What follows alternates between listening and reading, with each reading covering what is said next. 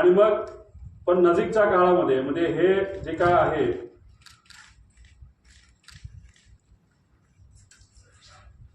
आता हे जे काय झालं ते झालं.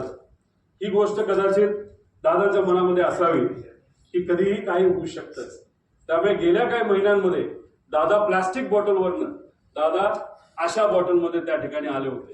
का आले होते, कशामुळे आले होते, ह्याच्यात काय करू शकता येत नाही.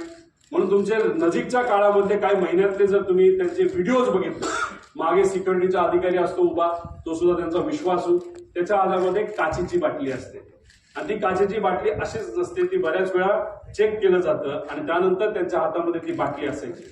मग दादा प्लास्टिक बाटलीवरनं दादा या बाटलीवर का आले असाही प्रश्न पडतो.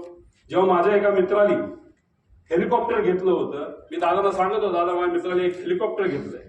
मला चांगला तर तुझा विश्वासू आहे का? म्हणलं हो आहे.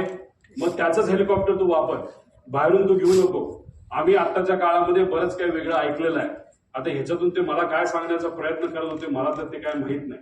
दादानी त्यांच्या काही जवळच्या लोकांना ज्यांची आर्थिक परिस्थिती बरी आहे, चांगला व्यवसाय, त्यांना सांगून सांगितलं होतं की पुढच्या काही महिन्यांमध्ये तुम्हाला विमान घ्यावं लागेल आणि ते विमान तू घे म्हणजे मला ते वापरता येईल. हे का ते काय बोलत होते कसं काय, शेवटी आता दादांबरोबर झालेले काय सगळे संभाषण हे तिथं माझ्या ध्यानामध्ये त्या ठिकाणी एका टेप सारखे तिथं पळत आहेत, जात आहेत. त्यामुळे काचेच्या बाटलीपासून फार विमान स्वतःच त्या ठिकाणी असावं, या सगळ्या गोष्टी त्यांच्या मनामध्ये का होत्या हे आज तरी आपल्या सगळ्यांना त्या ठिकाणी विचारता येणार नाही. फक्त एवढंच आहे, माझा काका, आमचे नेते, आमचे दादा आज आमच्या सर्वांच्या मध्ये नाहीयेत. पण ते का नाहीत, कशामुळे झालं, कुणी केलं, जर केलं असेल तर कसं घडलं, का केलं गेलं याची माहिती मला नाही तर अख्ख्या महाराष्ट्राला त्या ठिकाणी माहिती पाहिजे. कारण का आम्ही आमच्या दादाला, आमच्या काकाला आम्ही मिस करतो.